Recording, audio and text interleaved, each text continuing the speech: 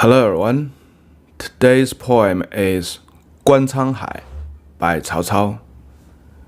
Yes, he is. If you know some of the Chinese history, he's the most famous history figure in the Three Kingdom period, which is around the year 200. He's smart, he's cunning, and is not loyal to the emperor. That's the normal image in an average Chinese mind. He's not only a general, a prime minister, but also he's a great writer, and most people, the average people, don't know much about that. Okay, let's see the poem first.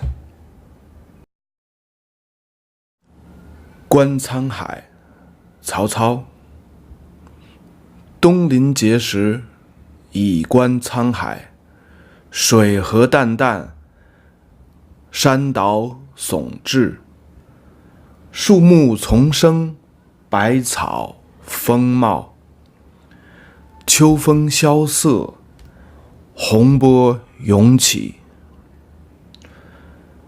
日月之行，若出其中；星汉灿烂，若出其里。幸甚至哉，歌以咏志。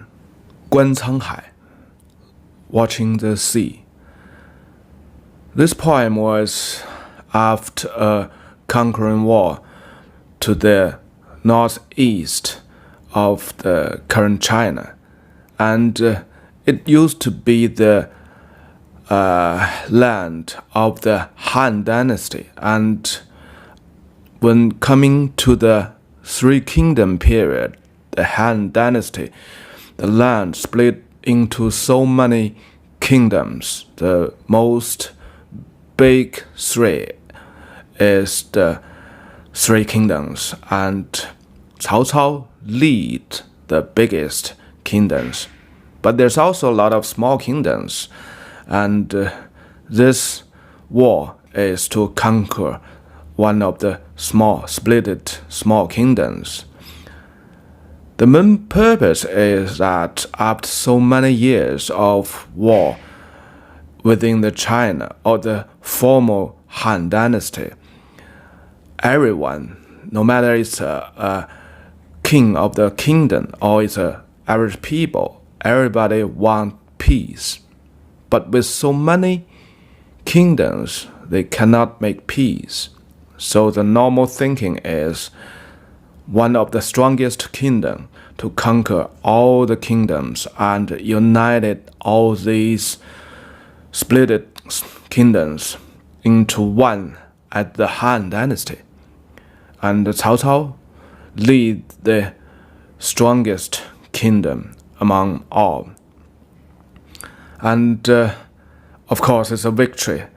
When he back from the war to the northeast, he was at the place not far from Beijing. So Beijing is a frontier area. So at this place in the ancient Chinese time, there's always wars, frontier stories. And he just get a little back from the war field, and at the seaside, he climb up the 碣石. It's a rocky small mountain along the seaside. 登临碣石, that is.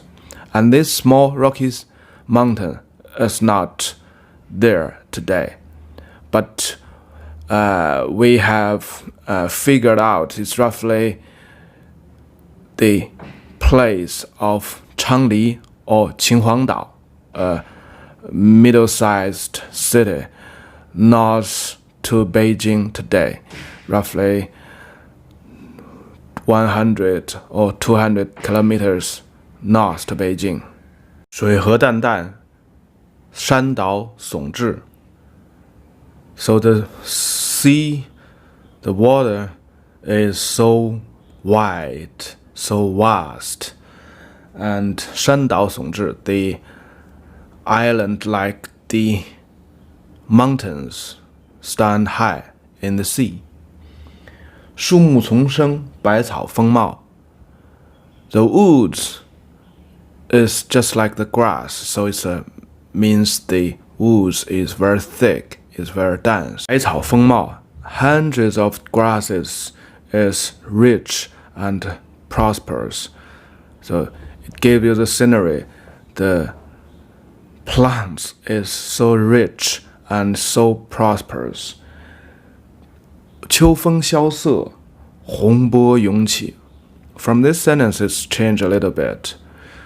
The wind of the autumn, 萧瑟, it makes the leaves, makes the creatures a little fade away. 洪波涌起 The great big wave is in the sea. I can see the big wave in the sea.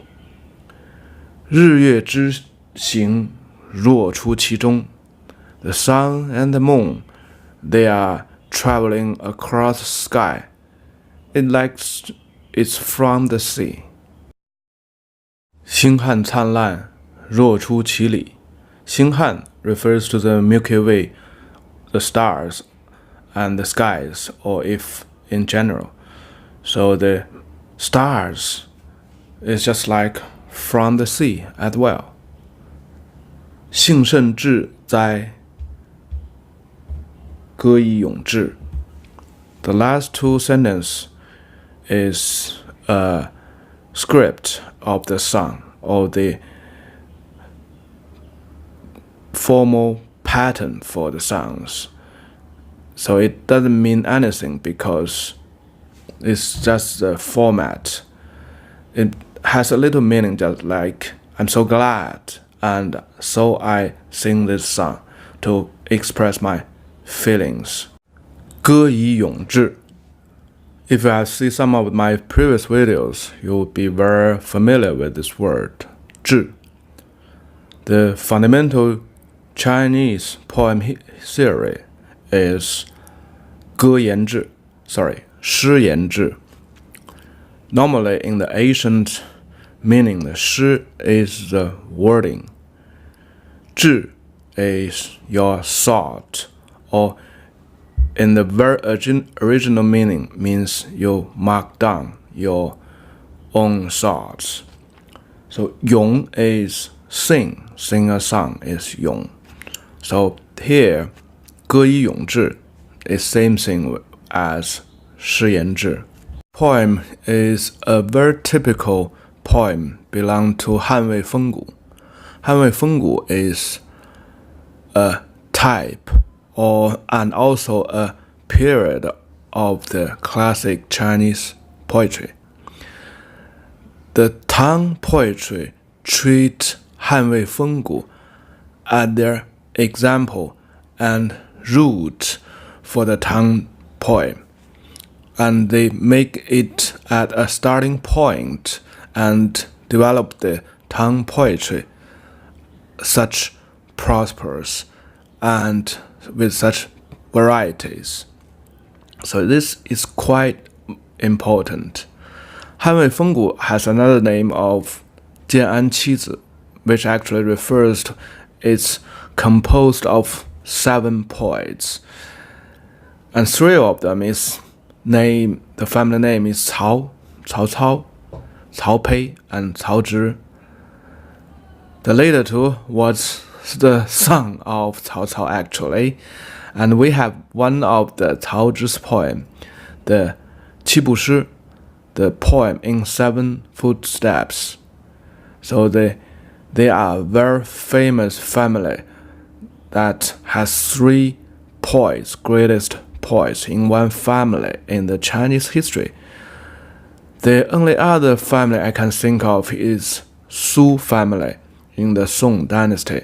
Su Shi, Su Zhe, Su Xun, one father and 2 sons. And what's different, the Cao's family is not only in the literature, the poet.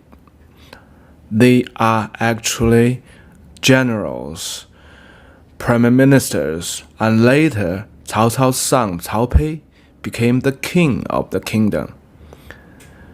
So they are very occupied, they are quite occupied with the political things, the country affairs actually, but they still reached such a level in the poet. Is it smart, guys? We know his son is so smart, make a poem in 7 footsteps. So here is one of the story about Cao Cao, 望梅止渴. So Cao Cao leading the army make a long march, and everybody is so thirsty that they almost cannot walk or riding the horse because of the thirsty. Cao Cao said to all the soldiers, I know there is a forest of the Chinese plum. The plum is with rich juice and is sour, acid. So everybody, just when they hear about the plum, they think of the acid, sour taste. They get a mouthful of water of their own. So they, in one way, there's feels less thirsty. In another way, it is inspired the soldiers to move on. So that's Cao Cao. Smart or cunning, who knows? The characteristic of Hanwei Fenggu is to follow the ancient poem, the Book of Songs. So from the wording you can see that it's 4 characters a sentence. That's the style of the Book of Songs. And in the Han Dynasty, its tradition is to make a 7-word a sentence, and the words, the content is very shallow or not much content. So the another characteristic of Hanwei Fenggu is to express the 志, 歌以咏志, and it's not a personal feelings like the lovers' love or sadness of their own self, because in that time only the noble people write poems. So if a noble people express themselves, it's just something about the country's affairs, about the people, a lot of people, of course, not about few peoples. So from here, this poem actually is all about describing the seas, the islands. Where is the 志, the wishes or his expressions toward the countries, toward the peoples? So the place is a key point here. 东临碣石. So when the first emperor, Qin Shi Huang, he conquered all the land of China. He made a nationwide trip everywhere. And this place was marked down in the history book, 碣石. And this is the place the first emperor expressed his feelings, or is a symbol for his conquerance. So Cao Cao climbed up these small rocky mountains. Actually, it's reveals everything. It's about to express his own feeling or thoughts of conquering, or in a good words, to unite all the split small kingdoms. So all the other words should be connected to this core value or core thoughts of conquering all the lands. So the first descriptions is all about I have the thoughts to conquer all the lands. The land is so magnificent, so great, so vast, like the sea. And the last two sentences is not about describing the scenery, it's just his imagination of Cao Cao himself.